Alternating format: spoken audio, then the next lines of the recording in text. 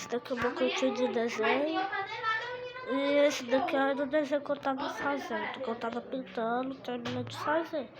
Aí tenho meus dois estojos, meus cadernos, meu livro, né, que eu vou começar a ler. E aí acostumou que ela faz as bardas dela de ficar E também tem o meu Aí acostumou, aí agora ela faz barda. computador, né, que eu gravo, e aí fica segurando a tela do celular.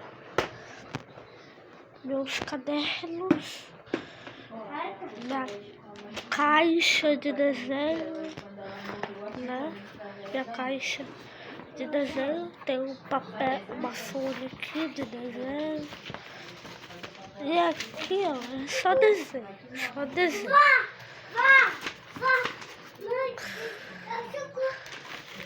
Foi? Ai, tá doendo! O que foi? E aqui tem minhas folhas brancas. Ô, Rafaela, dá aquela extensão lá pra cadeira. Aí tá doendo agora? E aqui tem os meus Eu desenhos. acho que foi ele que coisou o buraco mesmo. A pequena. Tem meus desenhos aqui. Minha pasta de desenho debaixo da minha folha. E tem esse desenho aqui. Olá.